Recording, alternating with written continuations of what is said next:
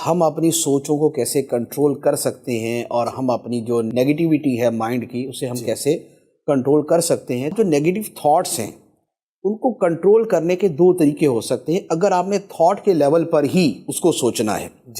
ویسے تو یہ ایک پورا ایک ٹاپک ہے کہ ہماری جو پریشانیاں ہوتی ہیں یا ہماری جو نیگیٹیوٹی ہوتی ہے یہ ریالٹی کے لیول پہ ہے، فیکٹ کے لیول پہ ہے یا صرف تھاٹ کے لیول پہ ہے. تو زیادہ تر تھاٹ کے لیول پہ ہوتی ہے، ریالٹی کے لیول پہ نہیں ہوتی. اگر ہم ماضی کی کسی چیز کو یاد کر کے دکھی ہو رہے ہیں تو ماضی تو گزر چکا، ابھی تو ہمیں کوئی سوئی نہیں چبو رہا.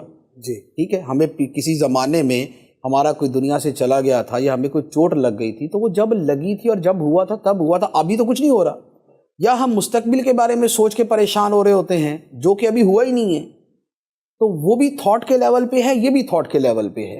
اور جو اس وقت ہم محسوس کر رہے ہیں اس میں بھی ہمیں یہ دیکھنا ہوتا ہے کہ جو میں سوچ رہا ہوں کیا ہر بندہ وہی سوچ رہا ہے. ایک ہوتی ہے ریالٹی کہ کسی کے تھپڑ ماریں گے تو اسے تکلیف ہوگی، اب وہ زید، عمر، بکر، خالد، میں، آپ جس کے بھی ماریں گے اسے تکلیف ہوگی. ایک یہ ہے کہ کوئی سمیل آئی، دوسرا بندہ آرام سے بیٹھا ہوگا، ٹھیک ہے یار ہوتی ہے کیا اس میں، لیکن ایک کہہ رہا کہ کیوں آئی. تو یہ ابھی جو چیز پائی جا رہی ہے اس میں بھی یہ فرق ہوتا ہے کہ ریالٹی کے لیول پہ ہے یا تھاٹ کے لیول پہ.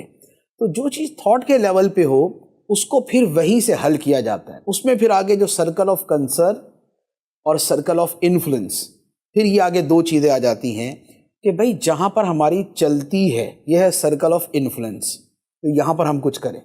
سرکل آف کنسرن وہ ہے جہاں ہماری چلنی نہیں ہے، وہ ہونا ہی ہے جو ہونا ہے، تو پھر وہاں پر صبر کرنا ہوتا ہے. تو ایک تو تھاٹ کے لیول پہ ہم یوں اپنے آپ کو سمجھا سکتے ہیں. دوسرا اس کے ساتھ وہی چیزیں ہیں جو میں نے باقی ساری عرض کی ہیں کہ اگر ہمارا توکل مضبوط ہے، ہمارا رب سے رابطہ جو ہے وہ مضبوط ہے، ہمارا دین کے ساتھ رابطہ مضبوط ہے، ہمیں کسی تکلیف یا کسی آزمائش کے بھی جو دینی پہلو اور اخروی پہلو ہیں ان پہ ہماری نظر ہے تو وہ تکلیف ہمارے لیے کم ہو جاتی ہے.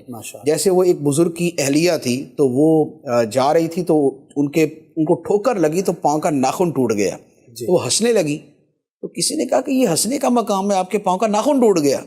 تو انہوں نے کہا کہ ناخن ٹوٹنے کی تو تکلیف ضرور ہے لیکن اس پر جو رب نے ثواب عطا فرمانا ہے میں اسے یاد کر کے ہنس پڑی. واہ سبحان اللہ. کیا تو جب آپ کی نظر کسی بڑی شے پہ ہوتی ہے تو چھوٹی چیز آپ کو پھر بہت چھوٹی لگنا شروع ہو جاتی ہے. ہم جب انویسٹمنٹ کرتے ہیں، انویسٹمنٹ میں ہم پیسے دے دیتے ہیں، ₹1,00,000 دیا، ₹1,00,000 دینا بظاہر تو دینا ہی ہے نا، پتہ نہیں ملے گا یا نہیں ملے گا، لیکن چونکہ ہمیں یہ امید ہوتی ہے کہ 1.5 لاکھ واپس ملے گا، 2 لاکھ واپس ملے گا، تو ہمیں اس ₹1,00,000 دیتے ہوئے کوئی تکلیف نہیں ہوتی. آپریشن کروانے والا کیا کروانے جا رہا ہے؟ چیڑ پھاڑ کروانے جا رہا ہے. اس کا بدن کاٹیں گے، چھریاں اس میں گھسوئیں گے اور اس میں جناب چاقو چلائیں گے اور اس میں کینچی چلائیں گے، سب کچھ ہوگا، لیکن اس کو پتہ ہے کہ بھائی اس کے بعد مجھے شفا مل جائے گی، مستقل عذاب سے میری جان چھوٹ جائے گی. تو کیا ہے کہ اگر نتیجے پہ نظر ہو تو پھر یہ والی تکلیف اس کے لیے ہلکی ہو جاتی ہے. تو سوچ کو بیسیکلی سوچ کے ساتھ بدلا جاتا ہے، نیگیٹو کو پازیٹیو کے ساتھ بدلا جاتا ہے، یا اس کے نتائج و ثمرات کو دیکھا جاتا ہے، یا یہ دیکھا جاتا ہے کہ بھائی دنیا جنت میں تو رہ نہیں رہے کہ کوئی تکلیف ہی نہیں آنی، کوئی پریشانی نہیں آنی، یہ جنت میں ہی ہوگا. دنیا میں باہر یہ ہمی نمی جو ہے نا یہ چلنی ہے، جب چلنی ہے تو ٹھیک ہے پھر